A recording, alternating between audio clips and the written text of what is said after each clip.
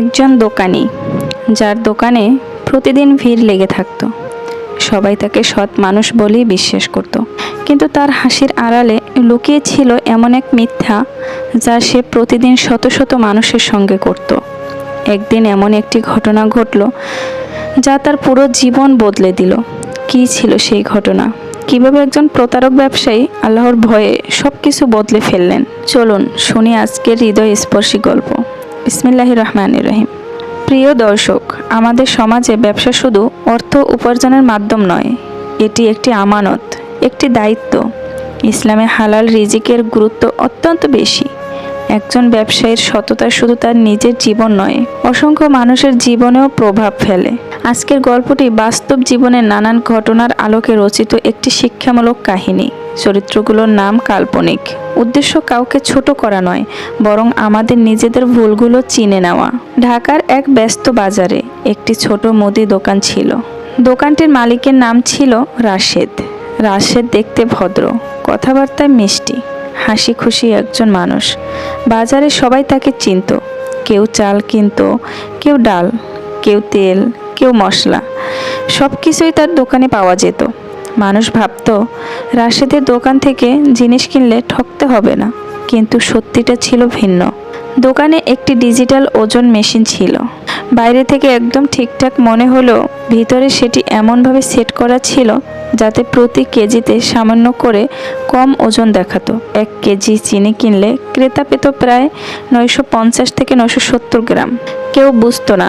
রাশেদ মনে মনে বলতো, এতে কি হয়েছে? সবাই তো এমনই করে, কয়েক গ্রাম কম দিলে কেউ ধরতে পারবে না।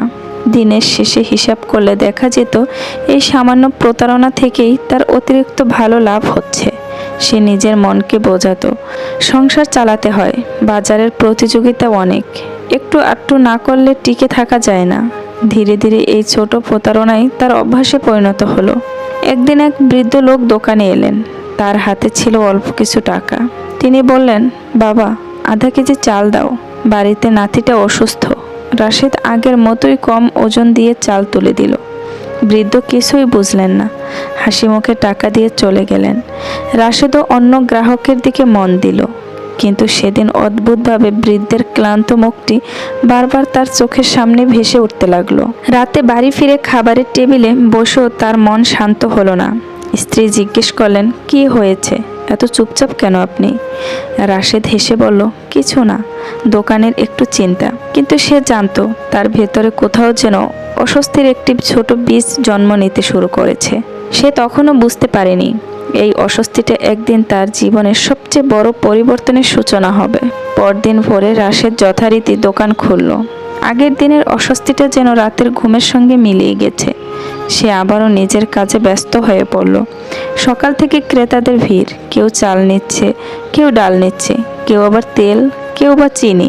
প্রতিটি পণ্য ওজন করার সময় তার হাত যেন অভ্যাসবশত একই কাজ করছিল, অল্প অল্প করে কম দেওয়া। তার মুখে হাসি, কথায় মধু, কিন্তু ওজনে ছিল প্রতারণা।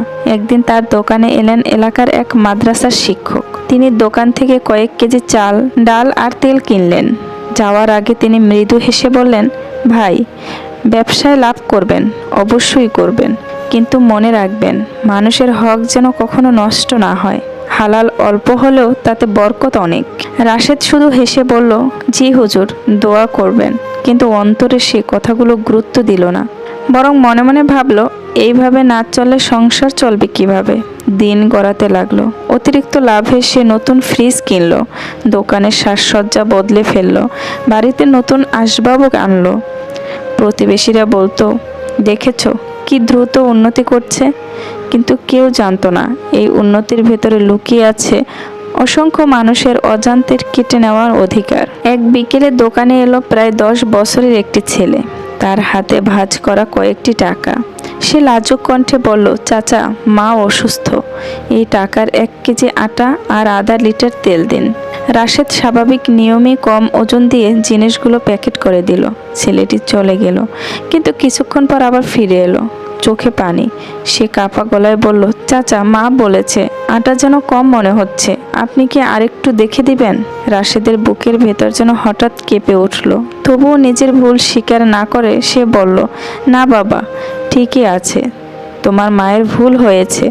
ছেলেটি মাথা নিচু করে চলে গেল। সেদিন সন্ধ্যায় দোকান বন্ধ করার সময় রাশেদ বারবার সেই শিশুটির মুখ মনে করতে লাগলো। তার মনে হচ্ছিল সে যেন শুধু কিছু গ্রাম আটা কম দেয়নি, বরং একটি অসহায় পরিবারের মুখের খাবার কেড়ে নিয়েছে। সেদিন রাতে বাড়িতে খাবার সামনে রেখেও তার খেতে ইচ্ছা করছিল না। তার ছোট মেয়ে এসে বলল, আব্বু তুমি আজ খাচ্ছ না কেন? রাশেদ জোর করে হাসলো, খাবো মা, একটু পরে। কিন্তু তার বুকের ভেতর অদ্ভুত এক ভার জমে উঠেছিল। পরের কয়েকদিন একই ঘটনা চলতে থাকলো।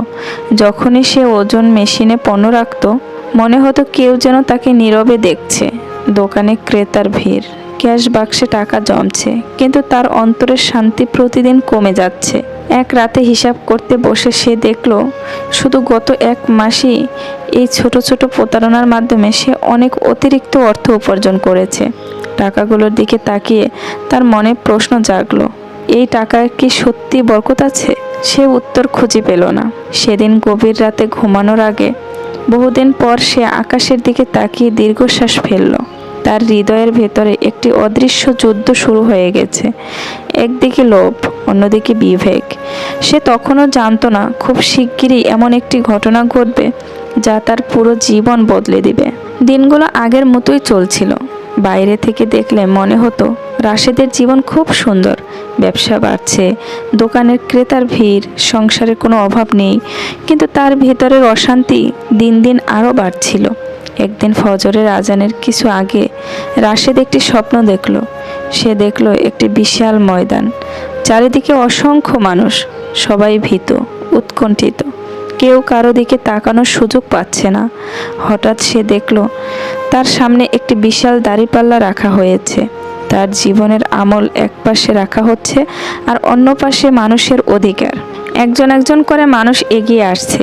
সেই বৃদ্ধ যাকে সে কম চাল দিয়েছিল, সেই ছোট্ট ছেলেটি যে অসুস্থ মায়ের জন্য আটা কিনতে এসেছিল, আরও কত অচেনা মুখ। তারা কেউ চিৎকার করছে না, শুধু তাকিয়ে আছে। সেই নীরব দৃষ্টি যেন হাজারো অভিযোগের চেয়েও ভয়ঙ্কর। রাশেদ কাঁপতে কাঁপতে বলতে লাগলো, আমাকে আরেকটা সুযোগ দিন, আমি সব ঠিক করে দেব। ঠিক তখনই তার ঘুম ভেঙে গেল। সে দেখলো পুরো শরীর ঘামে ভিজে গেছে, বুক ধড়ফড় করছে, ফজরের আজান ভেসে আসছে। সেদিন অনেক বছর পর সে মসজিদে গিয়ে জামাতে ফজরের নামাজ আদায় করলো। নামাজ শেষে ইমাম সাহেব সংক্ষিপ্ত একটি নসিহত করছিলেন। তিনি বললেন, মুমিনের জীবনের সবচেয়ে ভয়ঙ্কর বিষয়গুলোর একটি হলো অন্যের হক নষ্ট করা। আল্লাহ তাআলা অত্যন্ত দয়ালু, কিন্তু বান্দার অধিকার বান্দাকে ফিরিয়ে না দিলে সেই হিসাব অত্যন্ত কঠিন হতে পারে। তাই ব্যবসার সততা অবলম্বন করো, ওজনে কম দিও না, প্রতারণা থেকে দূরে থাকো।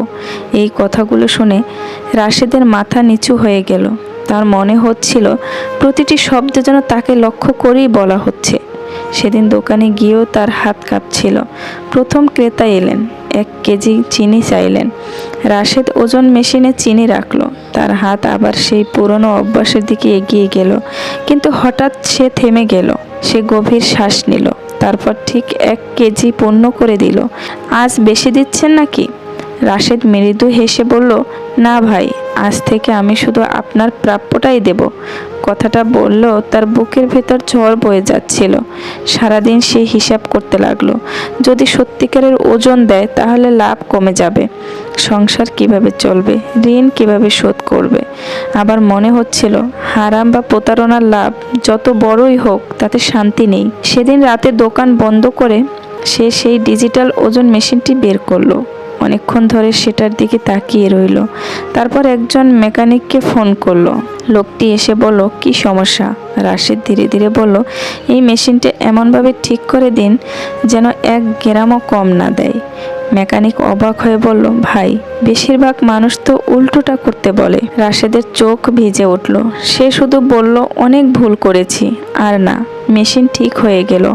কিন্তু রাশেদ জানতো শুধু মেশিন ঠিক করলেই হবে না, তার নিজের হৃদয়কেও ঠিক করতে হবে।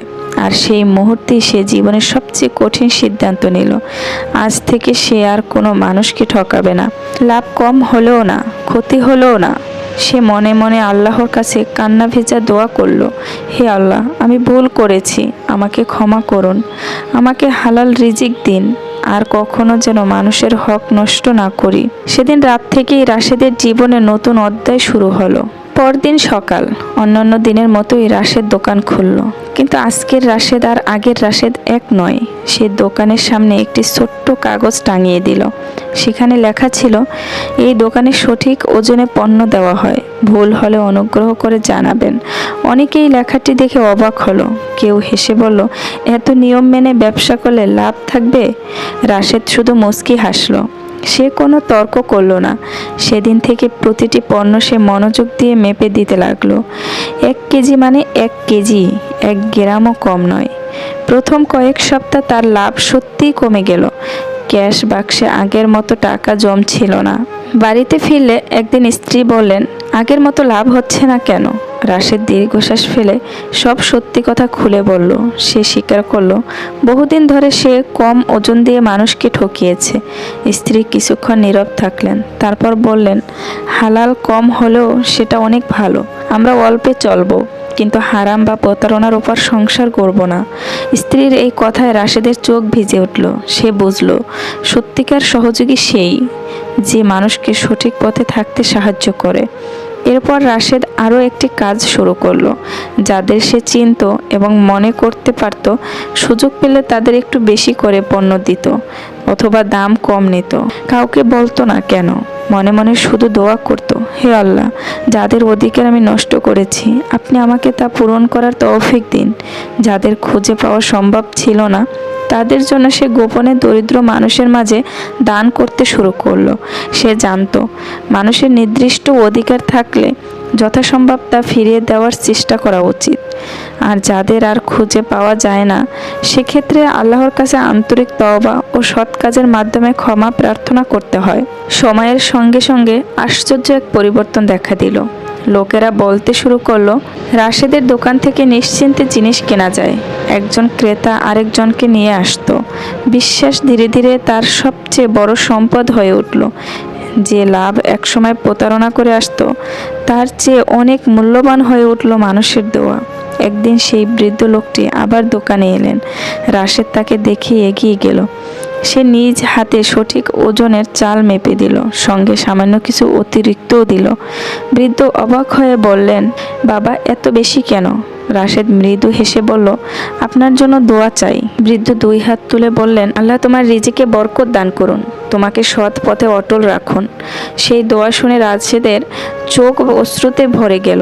সে মনে মনে উপলব্ধি করল, বরকত শুধু টাকার পরিমাণে নয়, বরং সেই অর্থে শান্তি, তৃপ্তি এবং আল্লাহর সন্তুষ্টি থাকার নামই বরকত। প্রিয় দর্শক, এই গল্প আমাদের একটি গভীর শিক্ষা দেয়। ইসলাম ব্যবসায় সততা, ন্যায় এবং আমানতদারির ওপর বিশেষ গুরুত্ব দিয়েছে। কোরআনে ওজন ও পরিমাপে কম না দেওয়ার নির্দেশ এসেছে, আর হাদিসের সততা ও বিশ্বস্ততার সঙ্গে ব্যবসা করার প্রতি উৎসাহ দেওয়া হয়েছে। মনে রাখতে হবে, মানুষকে ঠকিয়ে অর্জিত অর্থ সাময়িক লাভ এনে দিতে পারে, কিন্তু তার হৃদয়ে প্রশান্তি আনে না।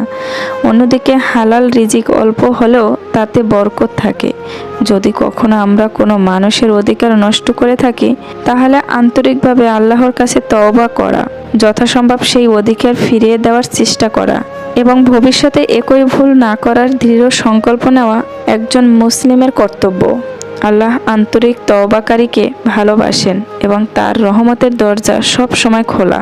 রাশেদের গল্প এখানেই শেষ নয়, আসলে এখান থেকেই শুরু হয় একজন মানুষের প্রকৃত সফলতার গল্প।